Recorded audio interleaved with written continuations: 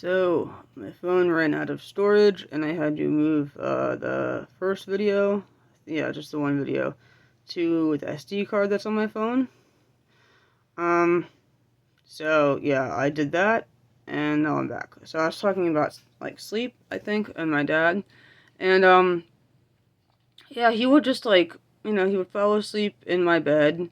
It'd be like this big, loud, heavy snoring thing. Again, to reiterate, there was, nothing sexually abusive, or even abusive at all. It was just, it would be like, having some annoying person just like snoring right next to you in your bed when you're a little kid, like having like a heavy weight. It's like loud, and that made it hard for me to sleep. So naturally, I would get up and then I would come downstairs where my mother was watching TV, and my mother, who could actually stay up late enough to get a 7-year-old just to sleep by 8, unlike my father. um and I would actually, here, I can show you. I would I would sit around like here on the floor here, and then I would watch TV. It's in the family room there. So my mom's in there working. And yeah, I would watch TV with her, and then there was one time when she had ER on. That show ER. She and then I think there was a scene where like some kid had to have an appendectomy or something, and then I started crying because I think a classmate of mine had to get an appendectomy, and I guess I was freaked out because I was like 7 or 8, which is understandable, because I should have been asleep in bed, but instead my father was asleep in my bed, just like this like dead weight of like somebody who couldn't stay up late enough to get an 8-year-old or a 7-year-old to bed by like 7:38, whenever you're supposed to get them to bed. I don't know. Like early, I mean that's pretty early, and he just couldn't stay awake to get me to sleep, and I think that, and still, that made it makes it difficult to this very day for me to like go to sleep at a normal time and wake up at a normal time and stuff like that. And I know I'm an adult now, but I can fix it and I can make my own destiny. But I wish my father had made it just a little bit easier for me in life by not having done that to me. I mean, you do have to take responsibility for your life, but like if parents can minimize the amount of like what I call stupid responsibility, or like, for like basic things, like instilling basic, bottom level of Maslow's hierarchy habits, then that's like, that should be the bare minimum for a parent to do. And one thing that I like didn't get, oh yeah, and then and then my mom, she of course didn't know about me lurking, there, until I started crying. And then that's when she heard me, and then that's when she knew that I was awake, with her downstairs, and that my father was asleep in my bed. And then this situation, like, persisted for, like, I don't know how long exactly, but at some point, I think my mom just, like, gave up on my dad getting me to bed, and, like, I mean, maybe she felt that she couldn't get me to bed or something, I don't know. But I ended up, like, when I was, like, 11 or 12, I think, she just, like, started letting me stay up, like, 10, 11, 12 even, with her. And the only thing was that she wanted me to, her main, I guess, discipline thing was that she wanted me to, I guess, get her drinks and snacks in exchange for me being downstairs watching David Letterman with her. And if my dad could have just stayed awake, like my mother was able to get my little sister to bed. And then sometimes when my dad would get my little sister to bed, she would she was younger than me, she would fall asleep on her own. and then my father would just put her in their bed, and and then he would fall asleep next to her. And then my mom would go upstairs, I don't know, like an hour and a half or so later.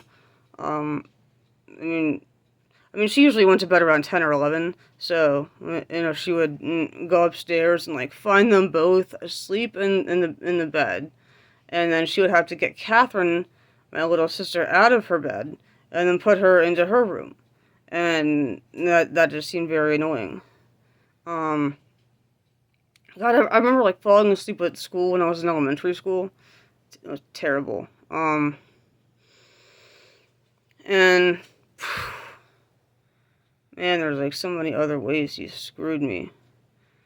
Yeah, I went through the lies about the money, about my mom's money, and about my college money.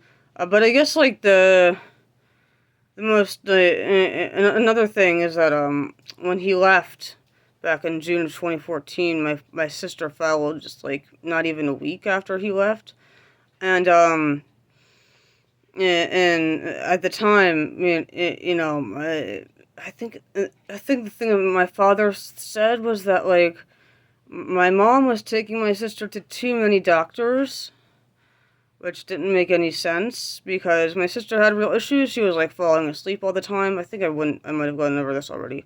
Um, but like, so my mom just, was doing like the normal motherly thing of like taking her daughter to doctors to figure out what was wrong, and she was getting close before, my dad, basically took Catherine away from her, brainwashed Catherine, because they've been planning to leave for over a year behind their backs, which that was really depressing to learn.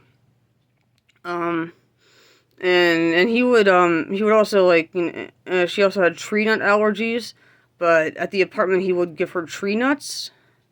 And also, I think before he left, he would let her have them here at home, which I always thought that was pretty bad of him to do. Yeah. At one point, my sister had to go to the ER for an allergic reaction because my father was giving her tree nuts against doctor's orders, and she also had this thing called school refusal. It's more than just skipping class, to hang out with your friends or whatever. It's like, it's like a fear of school almost. Like she was afraid to go to school, and so she refused to go to school. And my father was really worried about this. So worried about this, in fact, that he would give her caffeine pills in the morning to ensure that she would wake up enough so that he could take her to school. Even though, I think, like, the best approach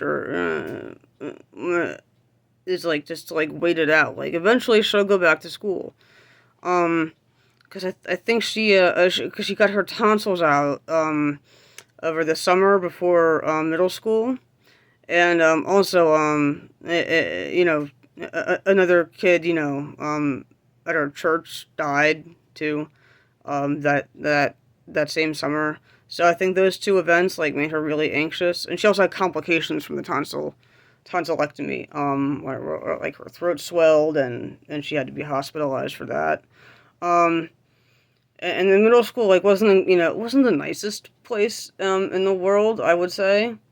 But, like, it wasn't horrible either, but I think because of the throat issues she had experienced, some of the classrooms that were especially in the basement, could feel, I could understand how they might feel a little bit suffocating, certainly, having gone there myself.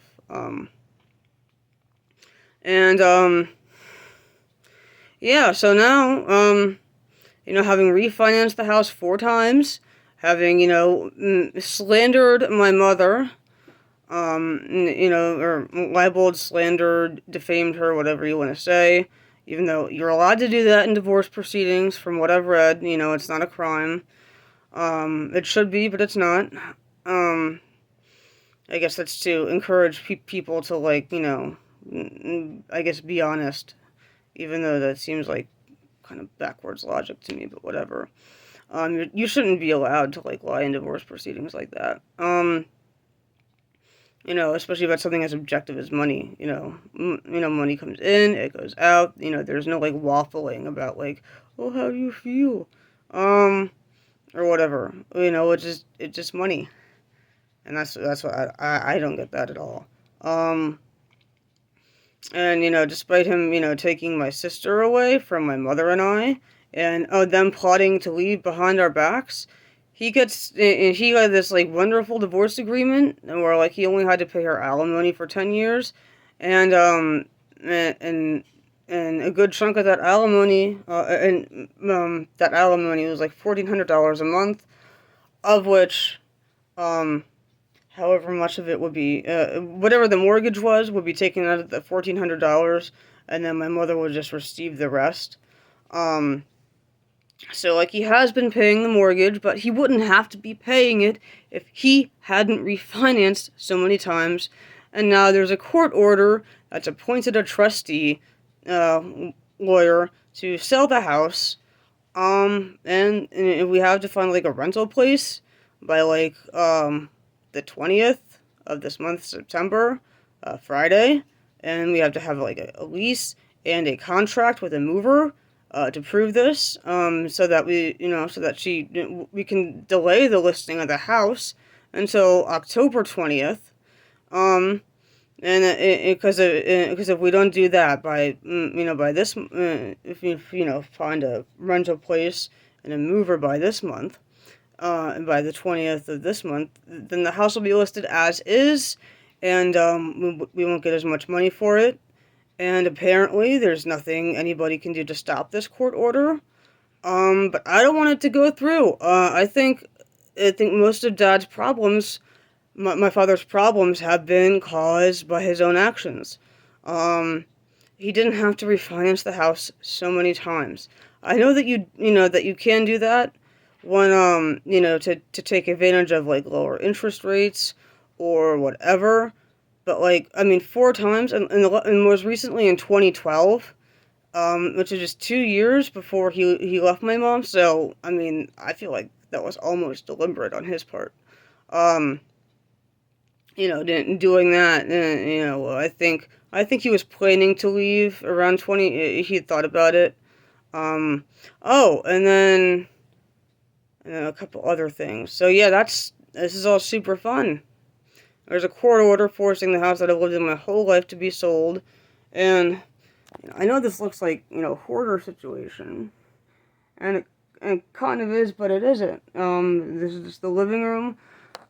I don't know how well you can see it from here, but I mean we have a lot of stuff, and I always say hoarder because that's like the most like famous I guess depiction of like houses being very cluttered. But like what this is like we have like a bunch of stuff that we're pretty sure that we don't want anymore. But like but buried within that stuff is stuff that we do want. So what we want to do is so what we've been trying for like the past 5-7 years to do is to go through all this stuff, weed out what we do and don't want, and then at varying points we've been trying to like we feel like we need all these boxes to organize the stuff so that we know what it is. Like we don't want all of this stuff here.